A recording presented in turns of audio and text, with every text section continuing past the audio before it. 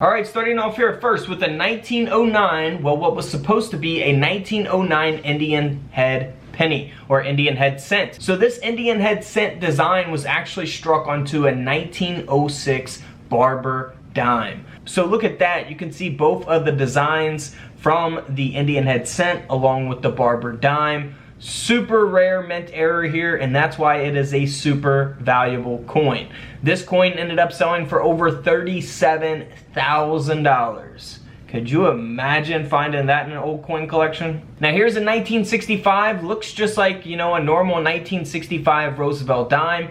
However, this coin is actually silver, so it's struck on a 90% silver planchet.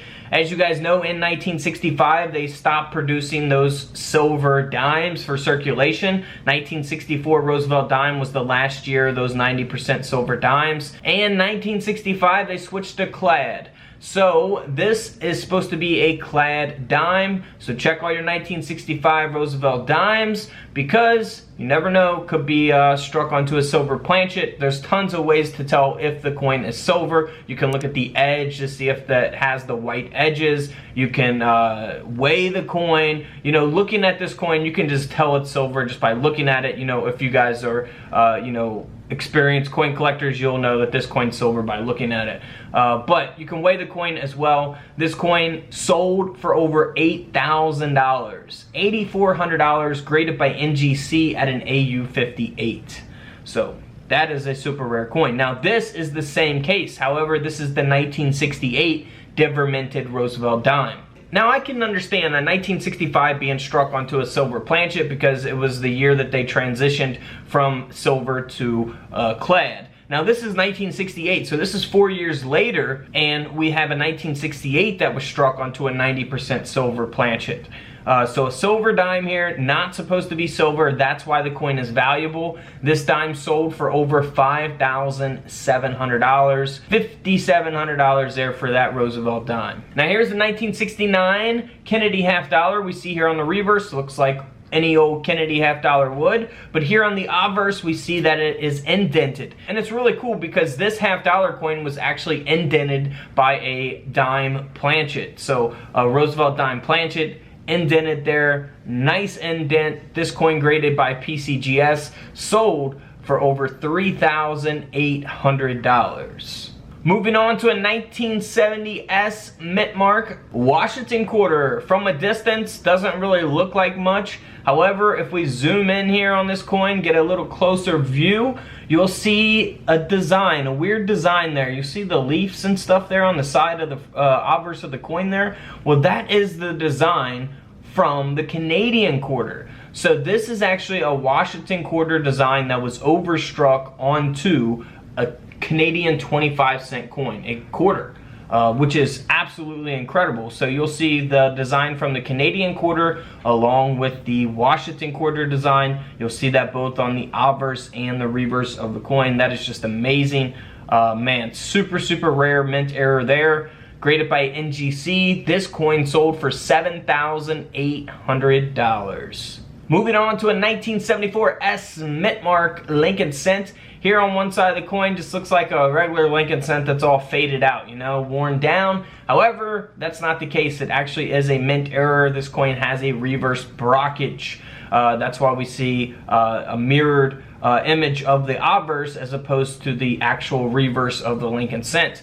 This coin ended up selling for $11,400, graded by NGC at a mint state 64 red brown. Now here's a 1988 Lincoln cent. You wouldn't think much of a 1988 Lincoln cent when you're just going through pocket change. However, what you want to look for is the doubled ear. So make sure you guys check your ears on the 1988 Lincoln cent with your coin microscopes. That way you guys can see it up close because it could add some value to the coin. This coin ended up selling for over $3,100. Now, you got to keep in mind that this coin is also graded by PCGS at a mint state 66 red, which will give it, you know, a lot of its value. I believe this I believe there's only a couple examples, or this may be the only example of a PCGS Mint State 66 red with the doubled ear from 1988. So you're talking the doubled ear in this condition is what is giving it the value. Now, if you have the doubled ear, it's in very poor condition, it's not gonna sell for over $3,000. So keep that in mind as well. Now here is a 1988 S mint mark. This is going to be the proof penny that you will typically see in proof sets. So this coin has been double struck and that strike is rotated in collar, right? So we can see that there clearly in the image displayed. You'll see the Liberty, the 1998 date, the outline of Lincoln's head. You'll see that design double struck there and rotated. So this coin ended up selling for over $4,500. A $4,500 penny there, man. Can't beat that. Now here's what's supposed to be a Susan B. Anthony dollar coin from 1999. However, it's a Susan B. Anthony dollar coin design that was struck onto a state quarter, a Georgia state quarter. So it's a double denomination. You can see both the quarter design along with the dollar design. And this coin ended up selling for over $6,300. Man, that's a lot of money. Now here's a similar type of mint error. We got another double denomination. However, it's not the same, coin. So we got an actual Sacagawea dollar coin designed from the year 2000 that was struck on a Massachusetts state quarter. So again, you'll see both designs of each coin, the quarter and the dollar coin. And this coin ended up selling for over $8,800. Man, that's a nice mint error there. We'll see Washington's face there on the reverse along with the dollar coin design. That's just amazing. Now here is a 2000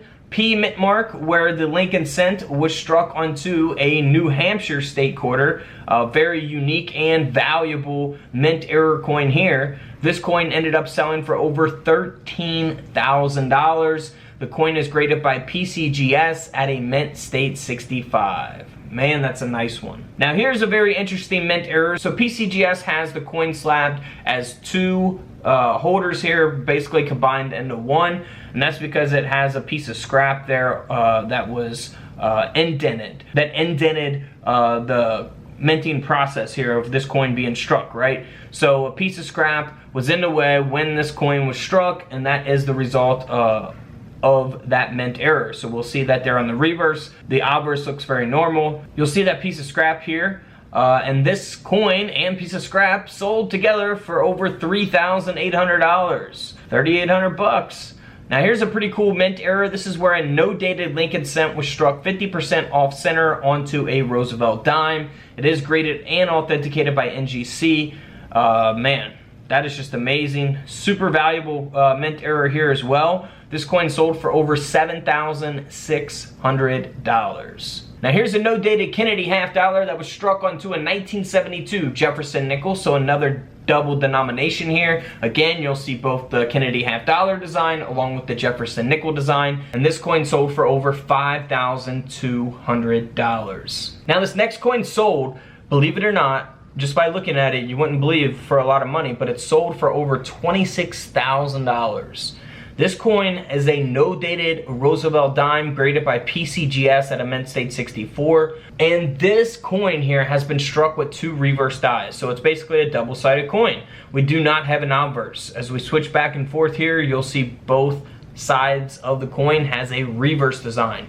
So that is going to make it super rare, and again, that's why it sold for $26,000. Feel free to check out my other coin videos here on the channel if you guys have missed any, and don't forget to subscribe in the middle. Check out the videos to the left of me, and until tomorrow, I'll see you guys in the comment section below. This is Couch Collectibles, and this is where I disappear.